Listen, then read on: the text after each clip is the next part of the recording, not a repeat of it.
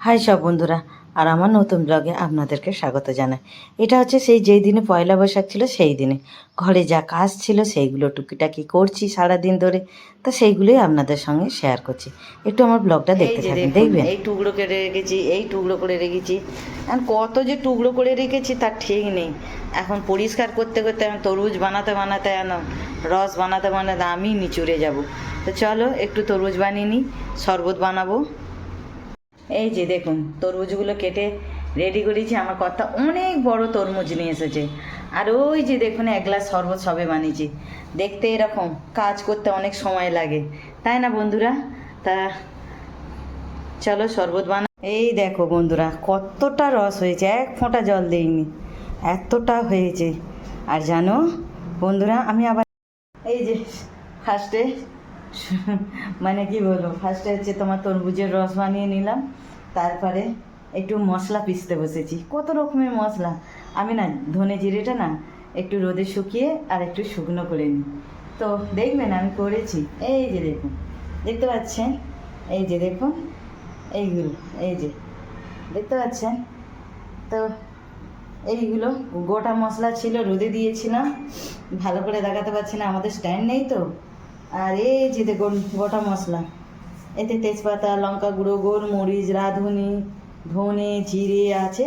মানে এই মশলাটা যে বানাচ্ছি না, মানে সব কিছু কাজে লাগবে, ঝোলে তরকারি সব কিছুতেই। আমি এরকম রোদে শুকনো করে আর করি। আর এই যে মিক্সার নিয়ে বসেছি, এই যে দেখছেন, এই কিছুটা এই যে দেখুন পিসছি। সারাদিন আছে, একটু সময় পেয়েছি আজকে। রান্না বলতে আমার রাত্রে রান্না থাকে কিছুটা, একা থাকি তো, তো সেটাই রান্না বান্না একটু গরম করে খেয়ে নিই। তা আজকে আর ভালো লাগছে না, শরীরটাও ভালো নেই, একটু কাশি হচ্ছে, গলায় ইনফেকশান হয়ে গেছে। ছেলেটার সঙ্গে একটু ঘুরতে গিয়েছিলাম লং ড্রাইভে 2 ঘন্টার জন্য, তো সেই জন্য একটু শরীরটা একটু মানে এক সিটির ভেতরটা গরম, আর একটু সিটি ছেড়ে গ্রামের দিকে গেলে না ঠান্ডা আবহাওয়া, প্রচুর জোরে গাড়ি চালিয়েছে স্কুটিতে, শরীরটা খারাপ হয়ে গেছে। ছেলেটার আগে থাকতে শরীর খারাপ। তা চলো যা হোক, আজকে সারাদিন ধরে দেখি কি করি, যতটা পারবো একটু শেয়ার করব ব্লগে। তা চলুন আমার সঙ্গে কিন্তু দেখতে থাকবেন ব্লগটা, কেউ একটু হাতছাড়া করবেন না। চলুন। তারপরে এই যে এটা হচ্ছে গরম মশলা। আমি গরম মশলা না, কাঠ ফাট ছিল, এলাইচি ছিল, গোটা গোটা মিক্সারে খটখট করে আওয়াজ হবে, সেই জন্য আমি ধামানদিস্তিতে আগে পিষে নিয়েছি। এর মধ্যে কি কি আছে জানো? এর মধ্যে গোলমরিচ আছে, কালা জিরে আছে, লঙ্কা, শুকনো লঙ্কা, তেজপাতা, তারপরে ইলাইচি, তারপর সেই বড় ইলাইচি, তারপরে লং, দালচিনি। এটা হচ্ছে গরম মশলা, এটা হচ্ছে গরম মশলা। আর এইটা হচ্ছে এই যে ঝোলে দেওয়ার, এটা আলাদা মশলা, আর এটা হচ্ছে গরম মশলা। মানে মশলা বলে না যে দিই, এতে মানে মাংস টাংস সব কিছুতে দেওয়া যাবে। আর এইটা হচ্ছে ঝোলে, এটাও মাংসই দেওয়া যাবে, মানে 2 রকম মিক্স করে দেওয়া যাবে। তো আর জানেন বন্ধুরা, আর একটা কথা বলি, তোমরা রোদে শুকিয়ে পিসবে, জানেন? কড়াতে ওই যে গরম করে সেকে পিসবে না। গরম করে সেকে পিসলে কি হয় জানো বন্ধুরা, এগুলো না সেন্ট থাকে না বেশি দিন। আর এমনি রোদে শুকনো করে পিষে রাখবেন, তুমি 2 মাস 3 মাস রাখো, যেমন কি তেমন সুগন্ধটা থাকবে, টেস্ট থাকবে। আর কড়াই সেকে করলে কী হবে, সে মশলার কোনো টেস্ট থাকে না, কিছু দিনের মধ্যে সে মশলা পুরো গায়েব হয়ে যায় সুগন্ধটা। তা আমি এইভাবেই করি।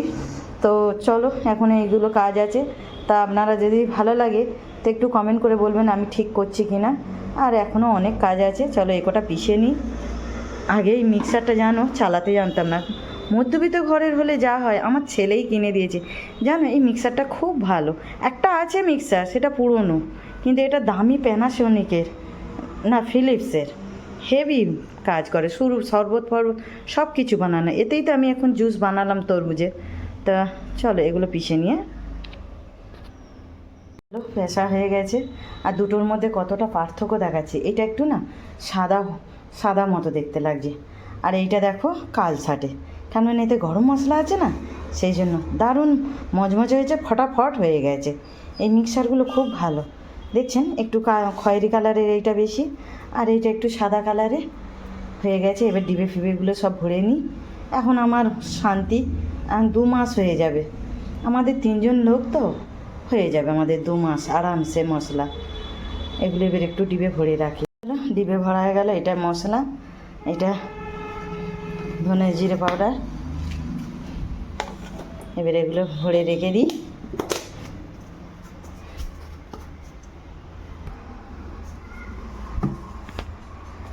সব রেখে দিই। এটা আমি আদা পাউডারও গুঁড়ো করে রাখি জানেন বন্ধুরা, কখনো কাঁচাও ইউজ করি। এটা হচ্ছে আদা পাউডার, যখন যেটাই সময় পাই করি, সারাদিন ওই করি।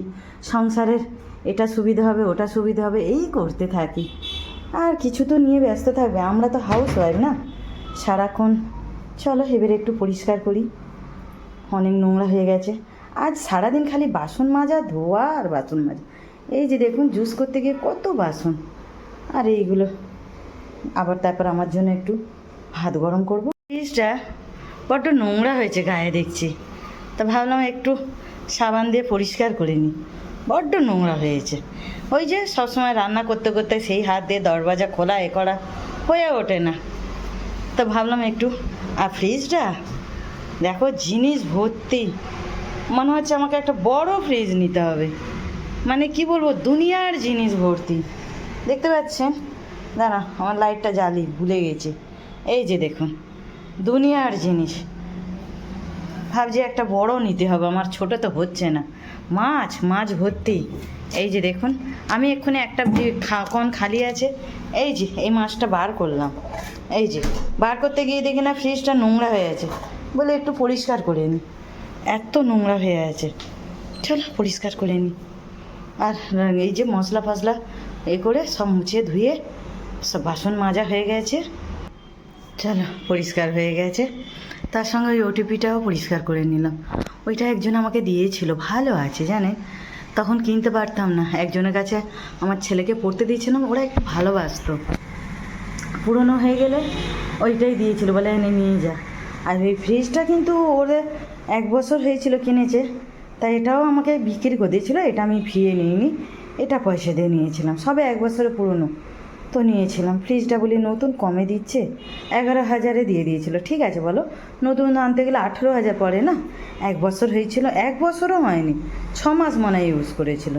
তারপর আবার আমেরিকায় চলে গেল, বলে এটা নিয়ে যাবি আমাকে একটা। আমি তো 6 মাস ইউজ করেছি, তা নিয়ে নিয়েছিলাম। নিয়ে মানা আমাদের পুরনো ফ্রিজটা খারাপ হয়ে গেছে, তো নিয়ে নিয়েছিলাম। ভালো ফ্রিজটা একদম নতুন দিয়েছিল 11,000-এ। ঠিক আছে এবার একটু রেস্ট নিয়ে চলো বন্ধুরা, আর পারছি না, কষ্ট হচ্ছে আমার। আমাদের এখানে জানেন বন্ধুরা আজকের লু গরম বইছে, প্রচুর লু গরম। মানে এত গরম হাওয়া বইছে, নাক ফাঁক শুকনো হয়ে যাচ্ছে, ভালো লাগছে না। একটু ভাবছি পাকার তলায় না শান্তি নেই। মানে ওই গরম হাওয়াটা যত খেয়েছে ঘরও যেন গরম হয়ে যায়। তবু যা হয় একটু বসে আরাম করি। বিশাল কষ্ট হচ্ছে, অনেকখানে ওখানেই মানে রান্নাঘরে 2 ঘন্টা কাটিয়ে দিলাম। তারপরে স্নান টান করে পুজো টুজো করে এই যে আমি খেতে বসে গেলাম। নিজে তো খাবো, একটু ডাল ভাত মাছ এইসব নিয়ে। আর ওই যে একটু আমার টিভির সঙ্গী সাথী, তারপরে একটু লাইভ করব, একটু সাজুগুজু করব, কেননা আজকের একটু খুশির দিন। তা সেই জন্য আমি তাড়াহুড়ো করে খেয়েছি, তাই আমার লাইভ করতে করতে অনেক দেরি হয়ে গেছে। এই যে দেখুন, আর নিজেকে আবার দেখাচ্ছে, এই যে দেখুন আমি কেমন লাগছি। আর এই যে দেখুন আমি সেজেছি, দেখো কেমন ঢং করছি আমি নিজেকেই, হাসিও পাচ্ছে। জানি না, আমার তো ঠিক আছে মেকআপ, আমার তো মনে হচ্ছে খারাপ না। যাই হোক, যেমন পেরেছি তেমন। তো আজ এই ব্লগটা না আমার এই পর্যন্তই। ভালো লাগলে একটু লাইক করবেন, শেয়ার করবেন। টাটা বাই, শুভরাত্রি, বাই বাই।